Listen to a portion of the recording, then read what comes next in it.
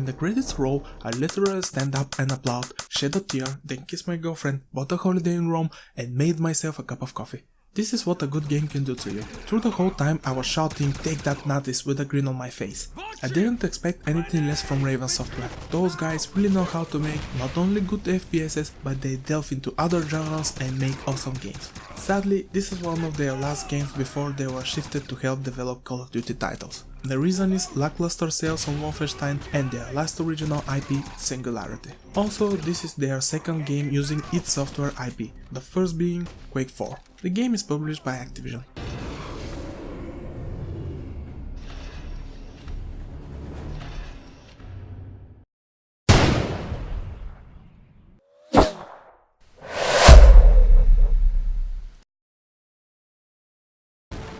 As always, you play as BJ Blazkowicz. The game starts with showing how BJ steals a medallion from a German warship and accidentally annihilates the whole crew by activating the medallion's power. Then he escapes and returns to OSA headquarters. BJ is informed by his superiors that this medallion was a symbol to a long dead civilization worshipping something called the Black Sun. Now the Thule Society, a cult group based in Germany, adopted it. The medallion is powered by crystals which can be found in only one place on Earth, German town called Eisenstadt.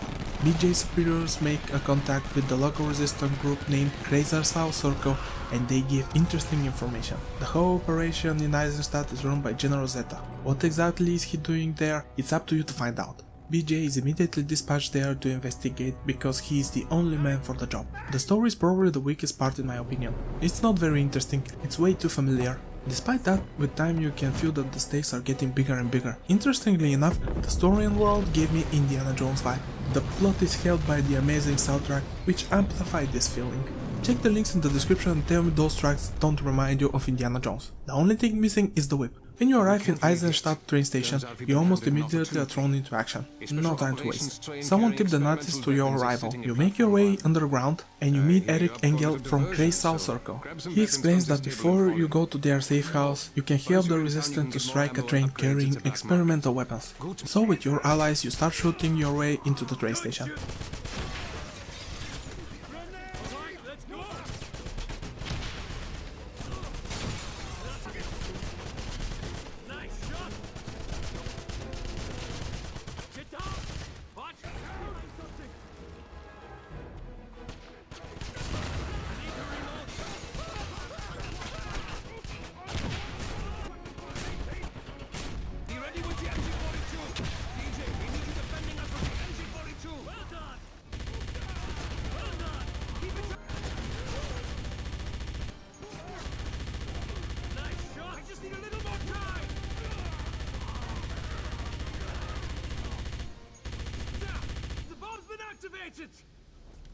After Eric Engel plants an explosive on the train, you move back and then this happens.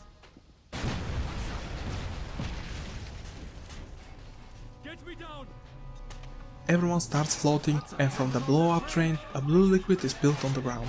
This is the moment when you realize that there is more than just experimental weapons. You start your escape from the train station while the place starts exploding and enemies continue to float everywhere, which leads to some awesome firefights. This is a great introductional level. It teaches you all the basic mechanics you need to know, set the tone for the rest of the game, shows you that Nazis are not only developing some new weapons, but hints for something far more sinister. I'm gonna spoil it, don't worry, it's not a big deal. There is a Black Sun dimension which killed that civilization because they were trying to control the Black Sun energy. Now General Zeta is trying to do the same thing. With every successful mission you discover more and more what Nazis are doing there, and this raises the stakes. Now back on track, and you finally arrive at Eisenstadt. Part of it. Later half of the story dictates to move to the other part of the town. This is your hub area. There is no fast travel, so it's walking and shooting enemies on the streets. Once you clear them, they don't stay that way. Enemies respawn when you hit a loading screen. Your first mission is to infiltrate a dig site in the outskirts of Eisenstadt. There you start to notice containers with the blue liquid from the train station. You can grab and throw them or shoot them, causing enemy to float for a brief period of time, allowing you to take advantage. Continuing the fight deep down into the dig site, BJ eventually stumbles on some sort of ritual. This is Blazkowicz's first encounter with enhanced enemy and he acts like a boss fight. He fires bluish energy balls at you, moves really fast and casts shield in front of your enemies. Later in the game, if the same enemy don't notice you, you can surprise him with a headshot. It does a pretty good job to get rid of him fast. Other weapons help too, but one step at a time. After killing all Nazis, BJ gets his hands on another tool medallion. Here you are introduced to the first of 4 powers/abilities. The first is entering the veil, the barrier between the Black Sun dimension and our world. This allows you to see enemies and their weakness, ladders, secrets, move faster, see things not possible with the naked eye, and so on. Think about it as detective mode in Arkham Asylum. With time you gather 3 more crystals which unlock Mire, slowing down time, Shield, it's self-explanatory, and Empower, increases the damage you deal, and your shots can pierce through armor and shields. By far the most useful to me was Mire, especially when start encountering fast enemies. Shield is the one I use less because it drains your pool energy really fast, and think about it, you can slow down time and walk behind enemies and blast them, or see their weak spots and quickly get rid of them. You can combine the two medallion powers if you have to, and sometimes it's necessary, but it drains the energy even faster. It's extremely fun to use Mire and Empower at the same time and run over enemies like a steamroller. Your energy regenerates extremely slow, so the best way to replenish it is to either find those blue containers, which turns out Nazis are using them to store energy from the Black Sun dimension, or stand inside one of many energy pools scattered around the levels. They have this very cool effect where you stand there and it's like water going from the ground up. I love little details like this. But you can't just sit there and infinitely replenish your energy and turn on all of your powers. Only when you're using Veil you can do that. This stops you to become God among men. Demigod is enough, you're BJ Blazkowicz after all. To enjoy the firefights with constantly respawning enemies in Eisenstadt and as a whole to engage in the world, the core of the gameplay, aka shooting, has to be enjoyable. Fortunately, it's great. You start with basic World War II weapons, bolt action rifle Kar 98 and MP40. In the beginning they suck. The rifle reloads slowly and the MP4 have a big recoil. But here comes the upgrade system and my biggest problem with the game. The upgrade system by itself is fine. Upgrades are unlocked after finishing certain missions, that way the developer balance properly the game so you won't be overpowered early on. But how you get the money is my main problem. When you finish a level you are rewarded with money, which are not enough. That's why your main source of income is scouring for gold and treasure. This turned the game into a scavenging hunt. It slows down the pace of the campaign and instead of shooting Nazis, you're looking for gold. It's not that well hidden, but my point stands still. If you're a completionist type, this probably will slow down a lot the campaign. This applies also for the upgrades of the two medallion. You have to find hidden books called Tome of Power. For those books you have to be in Veil to find them easily. They are vital and 1 or 2 in level, so you have to keep an eye constantly for them. To be honest, even if you find all the gold and tomes, the money still won't be enough for every upgrade, and I like that. But I prefer the gold to be an extra reward for those who are observant. It's not a big deal as I make it sound to be, but still valid. It reduces my enjoyment. You can also sell upgrades on half price, so there is a chance to get some extra cash if you think you won't be needing that upgrade. With time you will play with new and interesting weapons. There are only 8, 9 if you include the grenades, but they are all fun to use. There are 3 very interesting science fiction weapons. A particle cannon, which shoots very powerful beam of energy, the Tesla gun from the Return to Castle Wolfenstein, and Leichenfaust 44, probably butchered that, which is like rocket launcher but vaporizes regular enemies, dealing tons of damage and making float tougher ones. They are freaking awesome. The particle cannon deals tons of damage to a single target and is great against tougher enemies, and the Tesla gun is great against multiple regular enemies and some of the tougher ones. All weapons have advantages and disadvantages against certain enemies, and this is great. And once you find out what to use against who, and you are put in a situation with several different enemies, the game becomes even more fun, and prioritizing targets is a must. This adds dynamic to the firefights. There are less weapons compared to Return to Castle Wolfenstein, and I read some people don't really like that, but I don't mind it. 8 are enough if the shooting with them is good, and it is. If I have to choose a favorite weapon, my point goes to the Tesla gun, for the reasons you see.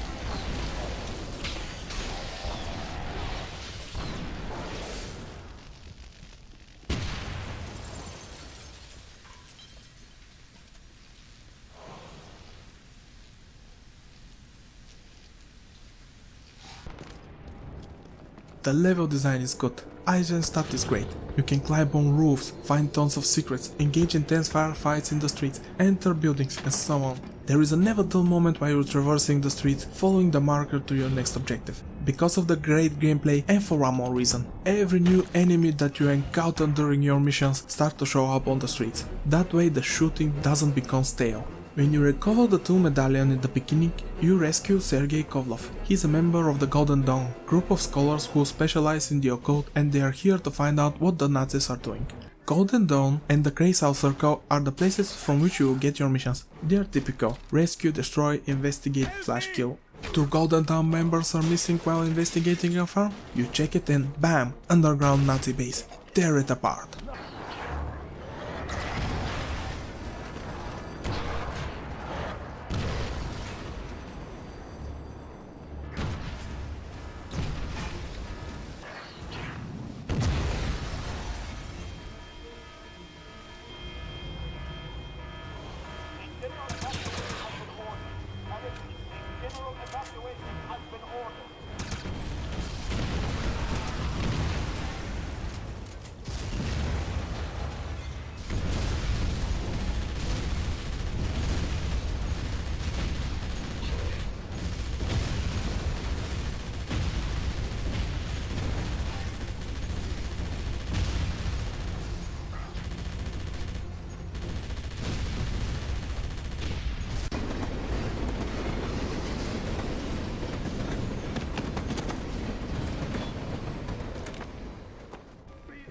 Something strange is happening in the local clinic. The game turns the creep factor to 11 with the introduction of a new invisible enemy and so on. Pretty cool stuff overall. This place isn't safe, my friend.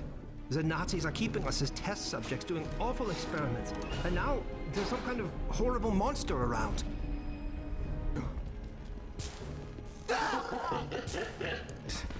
They're making...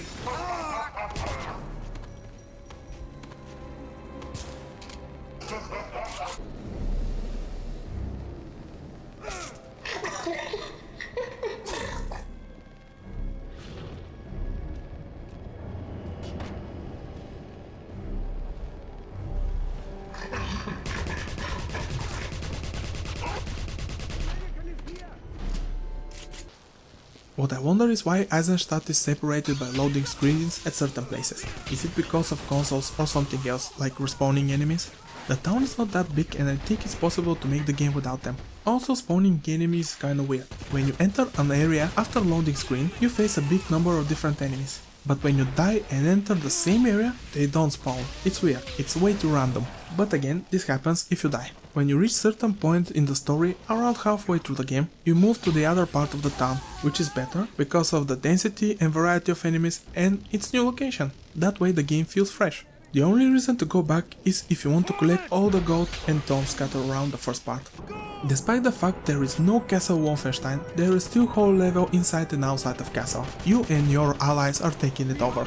You start from the outside, meeting fearsome resistance. You make your way through the exterior of the castle, killing along the way enhanced and normal enemies.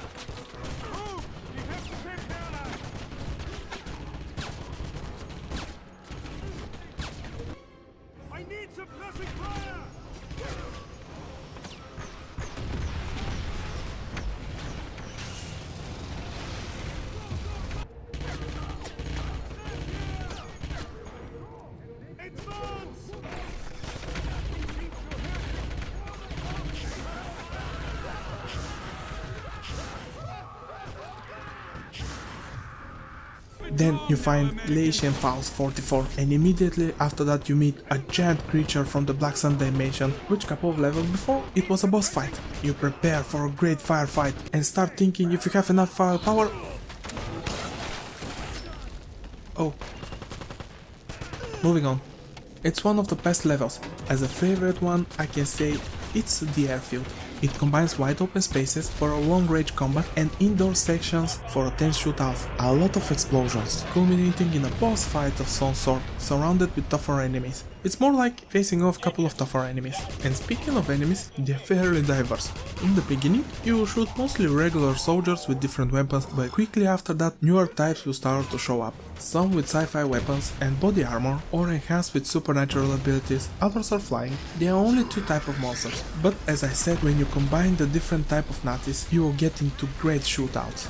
There are these floating creatures you can see when you are in the Veil. They are called Geists. Most of them are not aggressive, but some turn red and they start attacking you until you turn off Veil. Also, they can be used to your advantage. Shoot one of those creatures if it's near an enemy and they will be electrocuted and killed instantly. The disappointment here comes from the boss fights. In the beginning, the main antagonist is General Zeta. You can hear from allies and enemies speaking for him with great fear in their voices. They say he's a monster, really evil person, and the hype starts building up until you face him. He's pathetically easy. When I beat him, there was only one question in my mind. Is that it? I thought there would be a second phase or something, but no, it was over. Only the final boss is okay, but he is kinda scripted fight. What I mean is certain powers at certain phases, but at least he is interesting more or less. After General Zeta's death, someone have to take his place and it's a familiar face. I'm not to return to Castle Wolfenstein. I'm not going to pretend I know much about music, because I don't, but one thing I can say about the soundtrack, it's really good. Typical orchestral score, and I like it, and it plays at the right moment. You won't hear it while you walk on the streets, but when it comes time for a reveal, like entering a Nazi base or fighting a boss or taking over a castle, it starts playing at the right moment and hit the right spots. When it needs to be creepy, urgent or epic, it does the job. Most of the times when I write scripts, I listen to the soundtrack of every game to help me with the process. This one really helped a lot. It manages to recall moments and situations I experienced in the game and made me pumped and appreciate the game. As for the sound effects, they are good too. I can never get enough of listening the grenades explode. So good. The weapons feel meaty and appropriate. It feels good to pull the trigger on every weapon. When the Tesla gun fires, you can feel the electricity. Voice actors did a good job. BJ doesn't speak much, but when it does, it's pretty good. It's mostly in cutscenes and in the end of each mission, when he narrates what you just experienced, which is strange.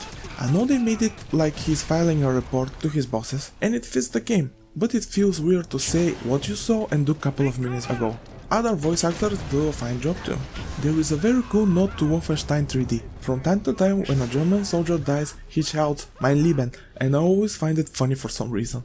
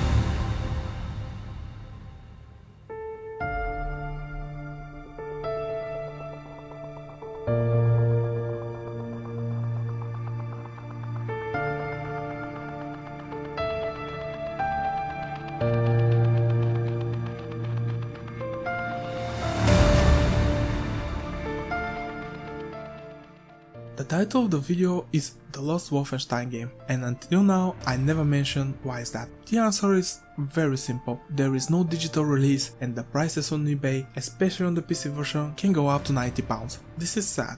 There are some missteps in the form of boss battles and story, but definitely deserve better sales and recognition. And for some odd reason, the game was never put in the console's digital stores, which helped a lot for selling badly. Now Bethesda own the Wolfenstein rights. While I'm not an expert in copyrights, either Bethesda don't want to put the game into the digital stores because of the new Wolfenstein game, or Activision owned the rights for the 2009 game. Who knows, it's a shame really. If you manage to snatch a PC copy, delve into the files of the game so you can stop the head bobbing, increase the FOV and unlock the flamethrower early on. As much as I like the shooting, the atmosphere, level design and music, I think the hardcore truth that nobody talks about is the competition in the FPS genre in 2009 was fierce. Call of Duty Modern Warfare 2, Left 4 Dead 2, Fear 2, Borderlands, Killzone 2, Call of Juarez Bound in Blood, Halo 3, Stalker Call of Pripyat, and so on. Not only the FPS genre got a great games in 2009, Batman Arkham Asylum, Uncharted 2, Infamous, just to name a few. When you look up the lineup, you know despite the Wolfenstein name, it's hard to stand out in the crowd. The inclusion of 4 abilities is nice, but maybe it wasn't enough. But with combination with the awesome weapons at your disposal, there were some tense and fun firefights. In the end, that is what video games are all about. Fun. I still think it's a very good game, and if you have a chance, grab it even on consoles. In how many games you can slow down time, electrocute enemies, and they just start flying everywhere.